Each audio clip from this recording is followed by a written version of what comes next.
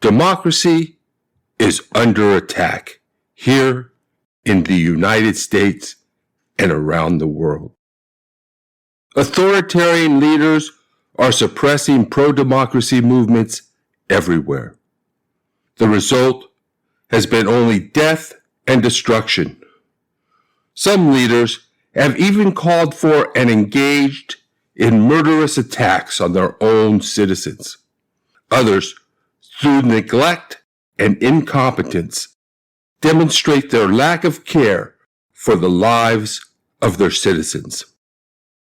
Even during a pandemic, they seek only to undermine elections and hold on to power. The United States has seen an assault on its capital, the seat of American democracy, by extremists under the influence of propaganda disseminated by big media networks and national politicians. The attack on democracy in the United States didn't end on January 6th. Politicians and partisan news outlets continue to lie about the election. Those same lying politicians are enacting voting restrictions across the nation. They are even criminalizing the provision of water to people standing in long lines that they should never have to stand in but for the politically motivated voter suppression efforts of corrupt legislators and officials. These same politicians, citing fake news and false propaganda, have unleashed an offensive onslaught of undemocratic legislation designed specifically to suppress the vote of American citizens in states across this nation. Meanwhile, authoritarian politicians appeal to racial animosity and hatred to stoke their base and garner support for restrictions on the right to vote. These actions were made possible by the erosion of the Voting Rights Act of 1965. The Supreme Court, in its decision in Shelby County v. Holder, allowed states with a history of restricting colored people's right to vote to avoid federal oversight. Meanwhile, the Supreme Court ruling in Citizens United versus the Federal Elections Commission allowed special interests and billionaires to spend unlimited amounts of money to influence our elections. Now authoritarian leaders are spreading disinformation and passing laws to undermine our democracy. This situation demands aggressive action to preserve voting rights through the enactment of the For the People Act, the John Lewis Voting Rights Advancement Act, the Washington, D.C. Admissions Act, and by addressing the filibuster. The For the People Act and the John Lewis Voting Rights Advancement Act protect the rights of American citizens to vote. The Washington, D.C. Admissions Act gives American citizens living in Washington, D.C. the right to full representation in the United States Senate. Reforming the filibuster will allow democracy to prevail at a time when democracy needs to be strengthened and protected. At a time when democracy is under attack, we cannot allow undemocratic procedures like the filibuster to be used to undermine the will of the American people. The filibuster should not be used to allow the minority to control the Senate. Democracy must prevail, and the filibuster in its current form stands in the way. America's grand experiment in constitutional democracy almost came to an end on January 6th. The Constitution declares that we, the people, choose our representatives. Those who seek to take the right to self-government away from us are a threat to our national security because they seek to overthrow our democracy and the right of the people to rule themselves. When traitors seek to take away our right to vote, they undermine the people's right to self-government and all the benefits that come with a government accountable to the public. Welcome to Bible Study for Progressives, a show where moderates, liberals, and leftists of all faiths and ideologies come together to discuss scripture, spirituality, and politics. This is Len, Mystic Healer, Spiritual Emergency Training. Rich Proceder today, constitutional lawyer. He has Bible studies for progressives. He also paranormal ghost investigator, pretty amazing, and has even understood and used different methods of, getting in touch with divine, some tarots and different tools that are just way more fun and way more enlightening and fun, which is healthy. Thanks for coming on today. Yeah, one of the things I'm doing, Lynn, is we're coming up on May 8th is the John Lewis Voting Rights Advancement Action Day. And I'm doing here in Whittier a votercade and maybe a press conference. And the event is to support four things. One, the For the People Act, S1 or HR1, which establishes necessary protections for democracy. Right now, democracy is still under attack. We have legislatures around the country enacting voter restrictions. And so we need to fight for our right to vote. And so we've also got the John Lewis Voting Rights Advancement Act, which is H.R. 4, which is necessary. The Democrats and liberals are supporting D.C. statehood and Puerto Rico statehood.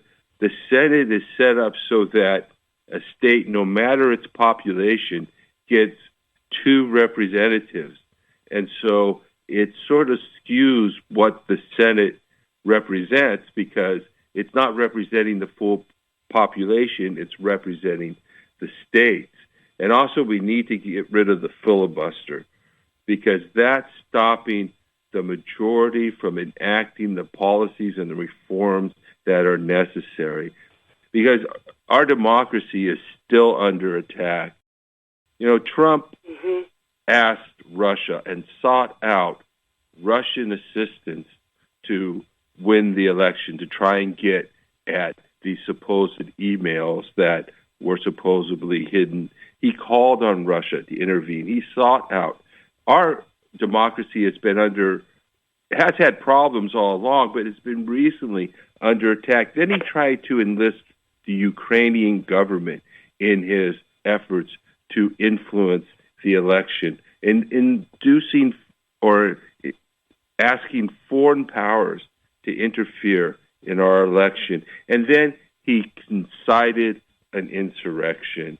And this was all planned. He had told everybody before that he was not going to accept any outcome of the election in which he lost the election, and that if he lost the election, he would seek to have the results overturned. And he did seek that. And he failed, but he still called them to Washington, D.C. And then he told them, you have to fight. You're not going to do any good being nice. And then he sent them off to the Capitol. And even now that continues, the big lie continues, the lie that Trump somehow didn't lose the election when the numbers are absolutely clear. So then this has become, because they've got foreign actors involved in this, all these countries, this attack on democracy is worldwide. It's happening all over the world. We need to keep the beacon of democracy lit in America, because this experiment almost came to an end. The decline of democracy around the world is partly, if not wholly, but partly our fault, the United States' fault, for overthrowing democracies around the world.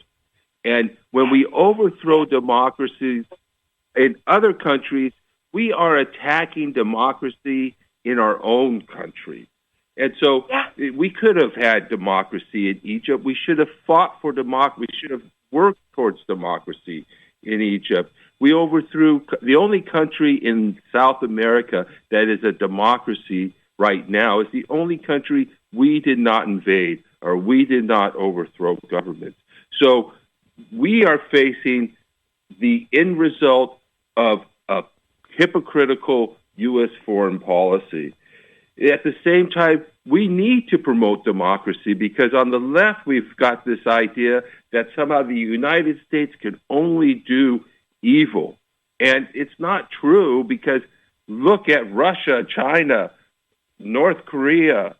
All these countries are very oppressive. They're worse than the United States. We need to use our foreign policy and our influence for good, not for evil. So all these military bases around the world where they're overthrowing democracies and not supporting democracy, that is counter to our interests. So we really do have a problem with democracy. This is partly, not wholly, because we've had this problem for a long time already, but it's partly a response to the earth and the world in decline. I mean, there's a struggle for whatever resources are left and for making sure one is safe and healthy while others are being affected by climate change. So yes, there's a struggle in the end while we destroy our world. If you talk about your concerns about a government that doesn't respond to the will of the people, is to also deal with fascism or authoritarianism, because this anti-democratic trend is directly connected to fascism and authoritarianism. Around the world, there are governments who do not like these protests that come out into the streets and demand changes of government. Dictators like Putin who are killing their national leaders and torturing and all of those things. We have to stop these sociopaths from taking power. These authoritarian dictators are sociopaths, and they rise to the top because power is the most important thing for them. So spiritual people have to stop saying, oh, we relinquish power, and that's what spirituality is. No, it's not. Spirituality is doing good and using power properly. And so the spiritual person, to be spiritual and to be aware, means to be involved and active in creating a better world.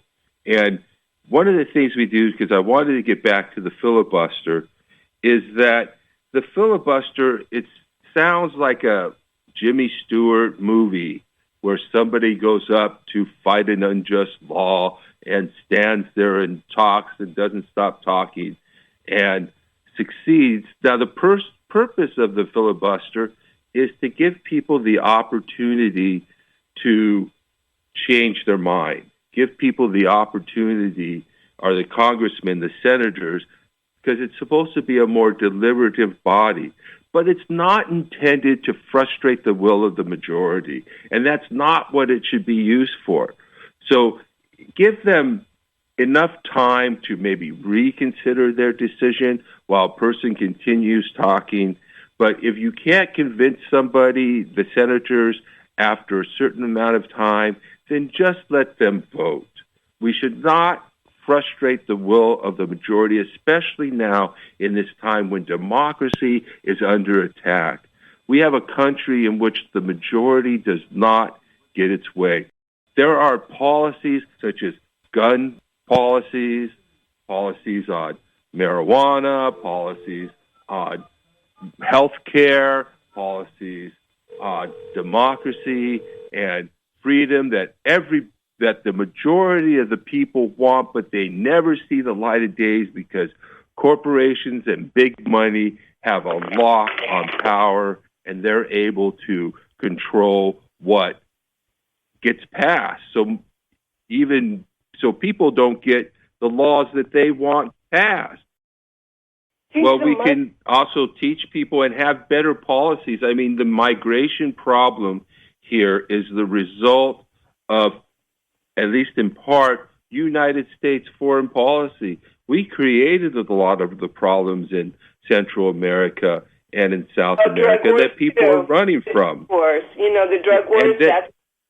Right. I mean, if we really, truly supported democracy, not just at home, but around the world, we wouldn't be having these problems. The dictators around the world are organized. They're trying to suppress democracy. And how they do it is they tap into racial and ethnic bigotry in whatever nation that they're attacking democracy in. Right. We need policies that help people, not policies that punish people. Whenever you get those people, the immigrants, are those people over there, are those people over there, they're setting you against people, against fellow Americans. We need policies that help people, that provide health care, that protect democracy, that support democracy around the world. Exactly. If we want to have democracy in our country.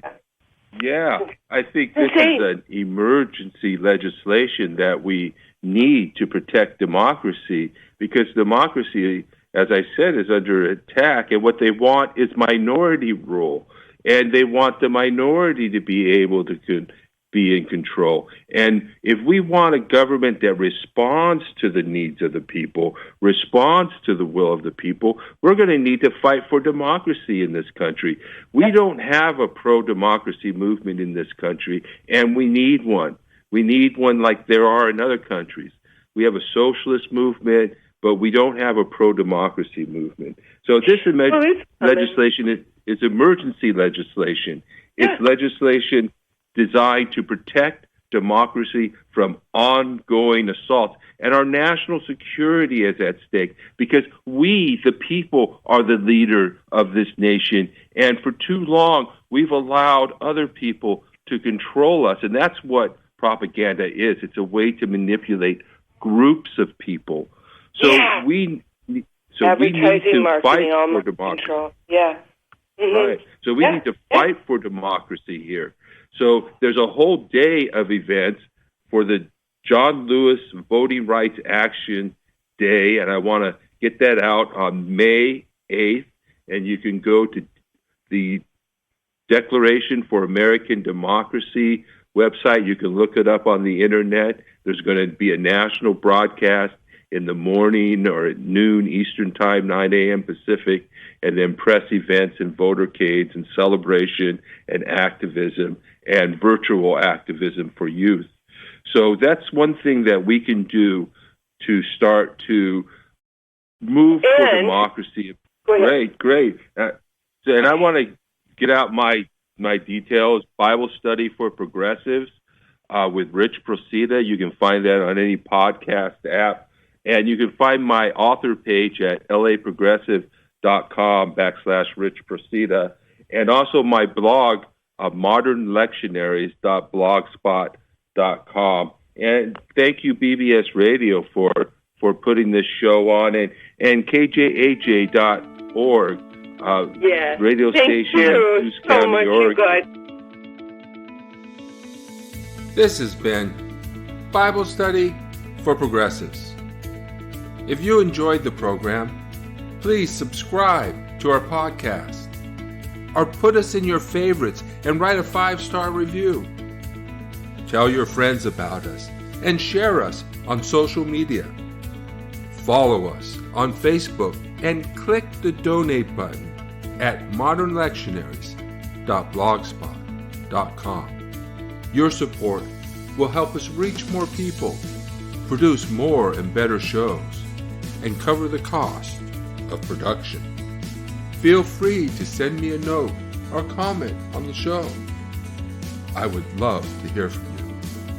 Until next time, this is Rich Procida. Thank you for listening.